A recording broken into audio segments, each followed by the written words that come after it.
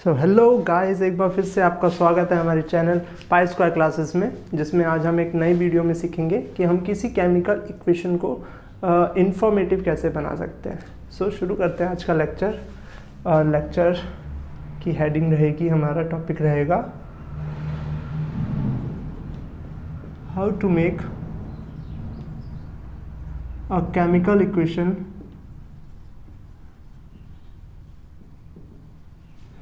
मोर informative.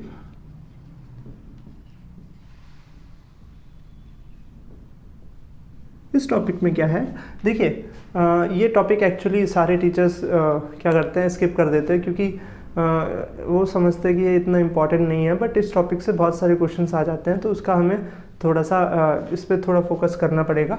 और ये topic में है क्या, इसमें एक्चुअली हमें ये पढ़ना है कि कोई भी केमिकल इक्वेशन है, किसी भी केमिकल इक्वेशन को हम कैसे इंफॉर्मेटिव बना सकते हैं। इंफॉर्मेटिव मीन्स कि हम किसी केमिकल इक्वेशन को देखें और उससे हमें ये समझ में आ जाए कि इसमें जो जो चीज़ें हैं, इससे रिलेटेड सारी चीज़ें हमें पता चल जाए। ये इंफॉर्मेटिव बनाने के लिए हमारे पास 3 वेज है। It can be done by 3 ways. 3 तरीके से हम किसी केमिकल इक्वेशन को और ज़्यादा जानकारी देने वाली बना सकते हैं। पहला वे है बाय इंडिकेटिंग फिजिकल स्टेट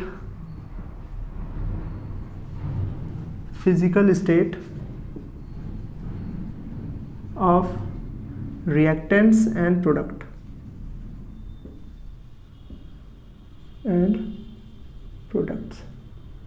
मतलब हम क्या कर सकते हैं, जो भी हमारे रिएक्शन में रिएक्टेंट्स होंगे और जो भी हमारे रिएक्शन में प्रोडक्ट होंगे, उनकी फिजिकल स्टेट को हम इंडिकेट करके हम उस इक्वेशन को और ज़्यादा इंफॉर्मेटिव बना सकते हैं। फॉर एग्जांपल, जैसे मेरे पास एक रिएक्शन थी, जैसे ये zinc plus sulphuric acid gives zinc sulphate plus hydrogen gas. अब देखिए यहाँ पर ये इस इक्वेशन को हमें ये तो पता चला कि जिंक और सल्फ्यूरिक एसिड से रिएक्ट करके जिंक सल्फेट और हाइड्रोजन गैस रिलीज कर रहा था। बट हमें ये पता नहीं चला कि जिंक का फिजिकल स्टेट क्या था, जिंक सॉलिड था, लिक्विड था या गैस था। ये सल्फ्यूरिक एसिड का फिजिकल स्टेट हमें नहीं मालूम, जिंक सल्फेट का फिजिकल स्टेट नहीं मालूम। तो हमें ऐसी एक इक्वेशन चाहिए। हमें आइडियल इक्वेशन क्या होती है? आइडियल इक्वेशन वो होती है जिससे देख करके हमें सारी चीज़ें समझ में आ जाए कि इस रिएक्शन में एक्चुअली क्या क्या चीज़ें थी और क्या क्या मतलब इसमें फिजिकल स्टेट्स यूज़ हुए हैं रिएक्टेंट्स एंड प्रोडक्ट्स के। मैं आपको बता दूं, हमेशा कोई भी रिएक्टेंट या प्रोडक्ट अगर सॉलिड फॉर्म में होगा तो उसे शो करने के लिए हम ब्रैकेट में S लिखेंगे, और अगर कोई रिएक्टेंट या प्रोडक्ट लिक्विड फॉर्म में होगा तो उसको शो करने के लिए हम L लिखेंगे, स्मॉल l, ठीक है। और अगर कोई सिमिलरली कोई गैस होगा अगर रिएक्टेंट या प्रोडक्ट, तो हम उसे स्मॉल g से शो करेंगे। एक्वस के लिए हम एक टर्म यूज़ करेंगे AQ। एक्वस का मतलब होता है कोई भी solution made in water. For example, अगर आप क्या करो, सॉल्ट को वाटर में घोलो तो बन जाएगा एक्वस सॉल्यूशन ऑफ सॉल्ट, ठीक है। मतलब किसी भी चीज़ का सॉल्यूशन अगर आप वाटर में बनाते हो तो उसके सामने हमको एक्वस लगाना होता है, ठीक। तो अगर हम ये वाली रिएक्शन देखें, इस रिएक्शन में अगर हम फिजिकल स्टेट्स को डिपिक्ट करें तो ये जो जिंक है ये सॉलिड फॉर्म में है, ठीक है। और ये जो H2SO4 का हमेशा ध्यान रखिएगा, हम लैब्स में एक्वस सॉल्यूशन यूज़ करते हैं। अगर ये एक्वस है तो ये जो जिंक सल्फेट बना है ये भी एक्वस सॉल्यूशन बनेगा, और हाइड्रोजन गैस। तो ये हमने क्या किया, हमने रिएक्टेंट्स और प्रोडक्ट्स का फिजिकल स्टेट शो कर दिया, जिससे कि ये इक्वेशन जो है और ज़्यादा इन्फॉर्मेटिव होगी। अगर एक और एग्जाम्पल लें तो ये हो सकता है एग्जाम्पल कि हम कैल्शियम हाइड्रोक्साइड को कार्बन डाइऑक्साइड से रिएक्ट करें तो हमें मिलेगा कैल्शियम कार्बोनेट प्लस वाटर। तो यहाँ देखिए कैल्शियम हाइड्रोक्साइड का एक्वस सॉल्यूशन होता है और कार्बन डाइऑक्साइड गैस फॉर्म में होती है। कैल्शियम कार्बोनेट हमेशा ध्यान रखना सॉलिड फॉर्म में बनेगा और H2O लिक्विड में, ठीक है। इसका ये वाइट कलर का पीपीटी बनता है, वाइट PPT, ठीक है। तो आपको ये ध्यान रखना। तो ये हमने रिएक्शंस लिख दी हैं और ये रिएक्शंस जो हैं इसमें हमको और ज़्यादा इन्फॉर्मेशन मिल गई। कैसे? क्योंकि हमने क्या किया, फिजिकल स्टेट्स को शो किया। तो ठीक है, आप पॉज करिए और इसको नोट डाउन करिए। किसी रिएक्शन को और ज़्यादा इन्फॉर्मेटिव बनाने के लिए एक तरीका तो था फिजिकल स्टेट्स को शो करना। अब दूसरा तरीका है बाय इंडिकेटिंग हीट चेंजेस। आप किसी रिएक्शन को और ज़्यादा इन्फॉर्मेटिव बना सकते हैं रिएक्शन में जो भी हीट से रिलेटेड चेंज हुए हैं उनको शो करके। फॉर एग्जांपल, अगर एक एग्जांपल लें कि जब कार्बन और ऑक्सीजन रिएक्ट करते हैं, ठीक है, कार्बन अगर हम सॉलिड फॉर्म में ले, ऑक्सीजन गैस फॉर्म में, तो हमें कार्बन डाइऑक्साइड गैस मिलती है, ठीक है। तो अगर हम यहाँ देखें, इस रिएक्शन की तरफ देखें, तो ये जो रिएक्शन है इसमें क्या होता है, जब कार्बन और ऑक्सीजन रिएक्ट करते हैं तो कार्बन डाइऑक्साइड गैस देते हैं, ठीक है, और इसके साथ साथ थोड़ी हीट भी रिलीज होती है, इसके साथ साथ हीट भी रिलीज होती है। तो देखिए इस रिएक्शन का रिजल्ट जो था उसमें कार्बन डाइऑक्साइड गैस बनी और हीट बनी। तो जो रिएक्शन है इसमें से, इस रिएक्शन में से हीट बाहर आ रही है, हीट बाहर आ रही है। तो ऐसी रिएक्शंस जिसमें से हीट बाहर आ रही होती है तो उन रिएक्शंस को बोलते हैं हम एक्सोथर्मिक रिएक्शन, ठीक है। उन रिएक्शंस को क्या बोलते हैं हम? एक्सोथर्मिक रिएक्शन, ठीक है। इस चीज को हम कैसे समझ सकते हैं? एक्सो का मतलब होता है एग्जिट, एक्सो का मतलब हम यहाँ क्या समझ सकते हैं? एग्जिट, ठीक है, एग्जिट। और थर्म का मतलब होता है हीट।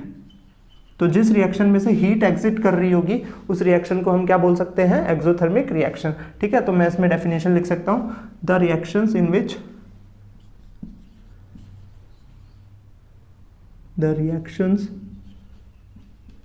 विच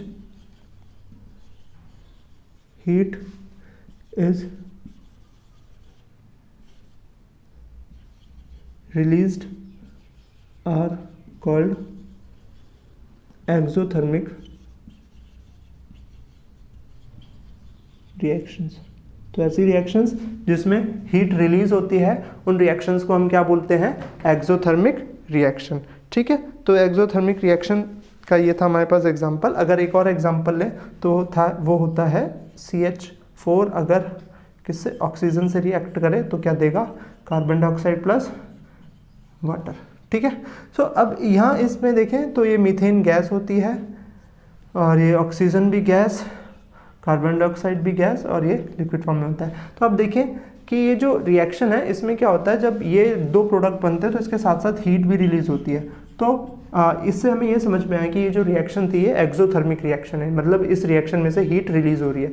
तो जितनी भी एक्सोथर्मिक रिएक्शंस होती हैं, आप देख रहे होगे ऊपर वाली रिएक्शन में भी हीट जो है वो प्रोडक्ट साइड में लिखी हुई थी और ये वाली रिएक्शन में भी हीट जो है ये भी प्रोडक्ट साइड में लिखी हुई है। इसका मतलब क्या है कि एक्सोथर्मिक जो रिएक्शंस होती है उसमें जो हीट है, हीट जो टर्म है वो राइट हैंड साइड में मींस प्रोडक्ट साइड में लिखा होता है।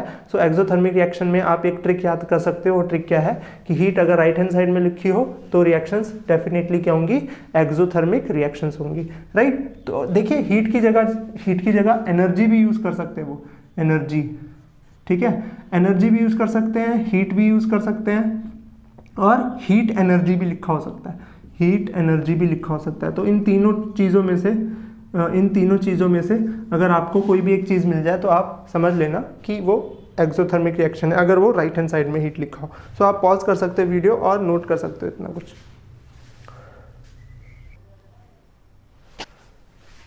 सो अगर हम और एग्जांपल लें एक्सोथर्मिक रिएक्शंस के तो वो कौन से हो सकते हैं? देखिए जो हमारा प्रोसेस ऑफ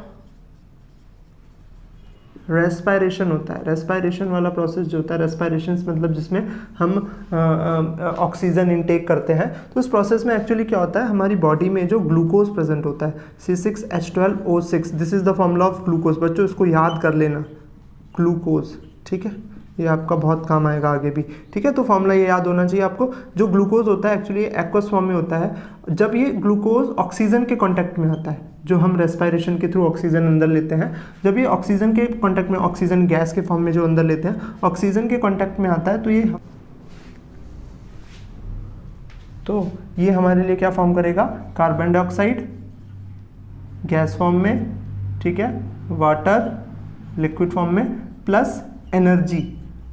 तो हमने देखा यहाँ पर एनर्जी जो है वो राइट हैंड साइड में मिली। सो ये रिएक्शन भी कौन सी रिएक्शन हो जाएगी, एक्सोथर्मिक रिएक्शन, मतलब इस रिएक्शन से भी हीट बाहर निकल रही होगी, राइट। अगर एक और एग्जांपल ले तो वो एग्जांपल क्या हो जाएगा, burning of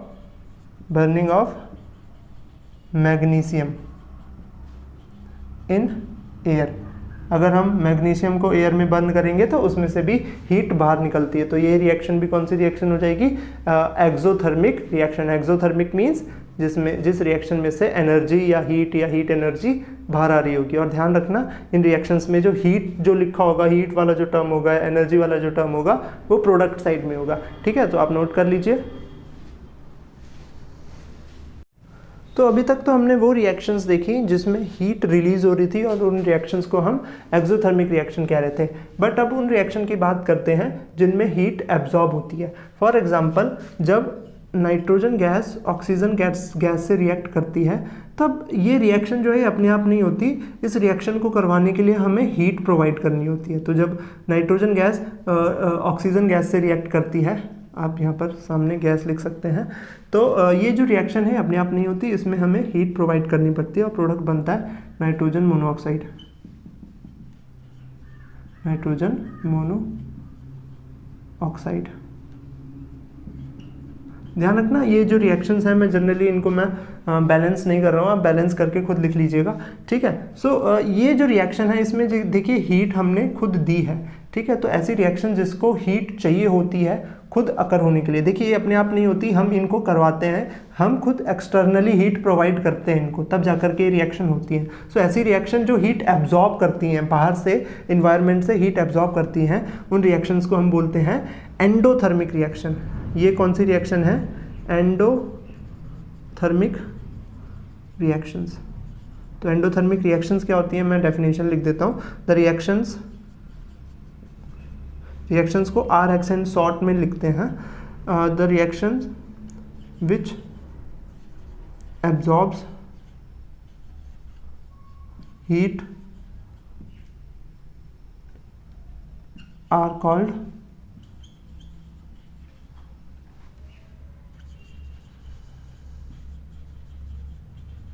endothermic reactions. So ऐसी रिएक्शंस जो हीट एब्जॉर्ब करती हैं, उन रिएक्शंस को हम क्या बोलते हैं, एंडोथर्मिक रिएक्शंस। जो रिलीज करती हैं वो एक्सोथर्मिक, और जो एब्जॉर्ब करती हैं बाहर से उनको एंडोथर्मिक रिएक्शंस कहते हैं। अगर इसका एक और एग्जांपल लें तो अगर मैं KClO3 लूँ, ये KClO3 क्या होता है, पोटेशियम क्लोरेट होता है ये। अगर हम KClO3 लें तो इसको हीट प्रोवाइड करने पर ये हमें देगा KCl+O2, ठीक। सो ये रिएक्शन है ये भी एंडोथर्मिक रिएक्शन है, क्योंकि इसमें हीट एब्जॉर्ब हो रही है। तो हमने देखा था एक्सोथर्मिक रिएक्शन में जो हीट वाला टर्म था वो प्रोडक्ट साइड में आ रहा था, और एंडोथर्मिक रिएक्शन में देखे जो हीट वाला टर्म है वो रिएक्टेंट साइड में आ रहा। देखिए तो हमें एक ट्रिक मिल गई है कि अगर कोई भी रिएक्शन में हीट अगर रिएक्टेंट साइड में लिखी हो तो वो एंडोथर्मिक रिएक्शन होगी, और अगर वो प्रोडक्ट साइड में लिखी हो तो वो एक्सोथर्मिक रिएक्शन होगी, ठीक। इसके अलावा बच्चों, इसके अलावा दो मेथड तो हो गए। पहला मेथड कि हम फिजिकल स्टेट्स को शो करें, और दूसरा मेथड जो है कि हम हीट चेंजेस को शो करें। तो चलिए तीसरा तरीका देखते हैं, तीसरा वे जिससे कि हम किसी भी केमिकल इक्वेशन को हम और ज़्यादा इन्फॉर्मेटिव बना सकते हैं। तो तीसरा तरीका क्या है, बाय इंडिकेटिंग द कंडीशंस को इंडिकेट करके। जैसे कि अगर आपकी रिएक्शन में, आपकी इक्वेशन में अगर कोई भी कैटलिस्ट यूज़ हुआ है तो वो भी आपको इंडिकेट करना है। कोई भी स्पेशल कंडीशन यूज़ हुई है, स्पेशल कंडीशन जैसे कि प्रेशर, क्योंकि कुछ रिएक्शंस जो होती हैं वो पर्टिकुलर प्रेशर्स पे एक पर्टिकुलर प्रेशर पे भी हो पाती हैं, पर्टिकुलर टेम्परेचर,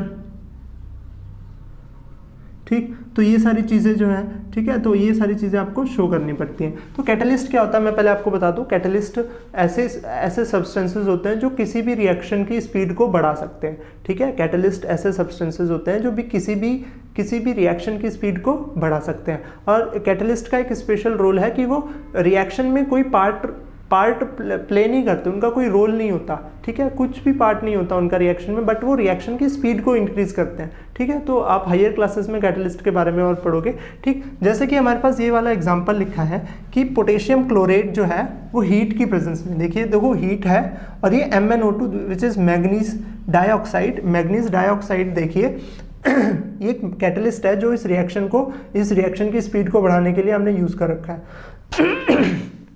ये देखिए KCl और O2 देगा आपको, ठीक। वैसे हमारा सेकंड एग्जांपल जो है कार्बन मोनोऑक्साइड और हाइड्रोजन गैस जब रिएक्ट करती है तो देखो पर्टिकुलर प्रेशर पे 300 ATM प्रेशर, ATM यूनिट होती है प्रेशर की, तो इतने प्रेशर पे ये रिएक्शन होगी, इतने टेम्परेचर पे ये रिएक्शन होगी 300 डिग्री सेल्सियस पे, और एक कैटलिस्ट का मिक्सचर है जिंक ऑक्साइड और क्रोमियम ऑक्साइड। जिंक ऑक्साइड और क्रोमियम ऑक्साइड एक कैटलिस्ट है। कैटलिस्ट क्या होते हैं? कैटलिस्ट आर दो सब्सटेंसेस बाय विच किसी भी रिएक्शन की स्पीड हम इंक्रीज कर सकते हैं, ठीक। और ये हमारे पास तीसरा, देखिए यहाँ पर मिथेनॉल बना है। तीसरा एग्जांपल देखिए, तीसरा एग्जांपल है फोटोसिंथेसिस का। जो प्लांट्स फोटोसिंथेसिस कराते हैं उसमें प्लांट्स कार्बन डाइऑक्साइड और वाटर के प्रेजेंस में, और ध्यान रखना उनको सनलाइट चाहिए होती है, क्योंकि आपको पता है बिना सनलाइट के फोटोसिंथेसिस नहीं होगा, क्लोरोफिल के बिना भी।